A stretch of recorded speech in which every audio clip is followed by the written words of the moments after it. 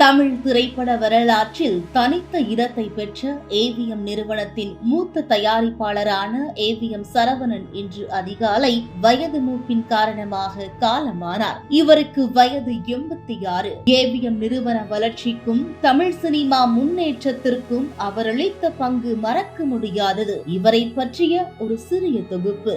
1945ஆம் ஆண்டு ஏவி மெய்யப்ப செட்டியார் தொடங்கிய ஏவிஎம் ஸ்டுடியோவில் அவரது மூன்றாவது மகனான சரவணன் 1958 முதல் திரைப்பட தயாரிப்பில் ஈடுபட்டார். ஆரம்பத்தில் தந்தையின் வழிகாட்டுதலுடன் பணியாற்றிய அவர் மெய்யப்ப செட்டியார் மறைவுக்கு பின்னர் முழு பொறுப்பையும் ஏற்று நிறுவனத்தை திறம்பட நடத்தினார். வெள்ளை உடை, கை கட்டிய பணிவு, யாரிடமும் மென்மையாக பேசுவது, நேர்மை தவறாதது ஆகியவை சரவணனின் தனிப்பட்ட அடையாளமாக இருந்தது. பணம் இருக்கும் என்பதற்காக ஒரு படம் எடுக்காமல் பட்ஜெட்டுக்குள் படம் எடுக்க வேண்டும். அதற்கு கதைதான் மூலதனம். எல்லாரும் லாபம் பார்க்க வேண்டும் என அவர் காட்டிய பொறுப்புணர்வு பல தயாரிப்பாளர்களுக்கான ஒரு முன் உதாரணமாக தற்போது வரை பேசப்பட்டு வருகிறது. ரஜினிகாந்த், கமல்ஹாசன் உள்ளிட்ட தமிழ் சினிமாவின் முன்னணி நடிகர்களை வைத்து ஏராளமான வெற்றி படங்களை உருவாக்கியவர் சரவணன். ரஜினி நடித்த முரட்டுக்காளை, கமல் நடித்த சகலகலா வல்லவன் ஆகிய 2 படங்களை அன்றைய தேதியில் மிக பிரம்மாண்ட பொருட்செலவில் தயாரித்த சரவணன் சூப்பர் ஸ்டார்களின் சூப்பர் ஸ்டார் தயாரிப்பாளராக அப்போதே இருந்தார்.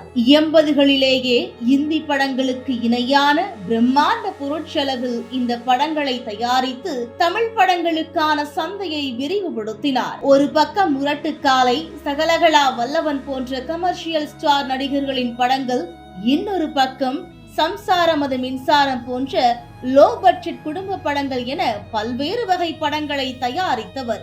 இன்று இந்தியில் கடைபிடிக்கப்படும் படத்தின் பூஜை நாளிலேயே வெளியீட்டு தேதியை முடிவு செய்து அதே தேதியில் படத்தை வெளியிடும் நடைமுறையை அப்போதே செய்து காட்டியவர் சரவணன்.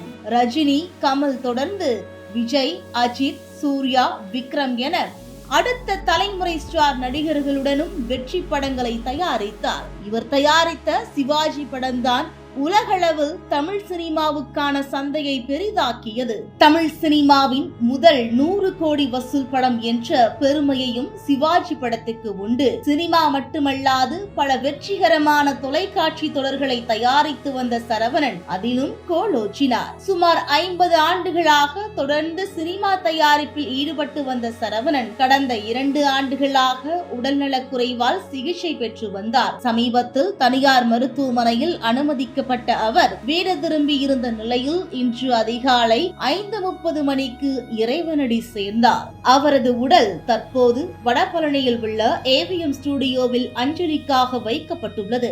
இன்று மாலை 4 மணி அளவில் ஏவிஎம் மின் மயானத்தில் தகனம் நடைபெறுகிறது. அவரது மறைவுக்கு அரசியல் தலைவர்கள், திரையுலக பிரபலங்களும் ரசிகர்களும் சமூக வலைதளங்களில் இரங்கல் தெரிவித்து வருகின்றனர்.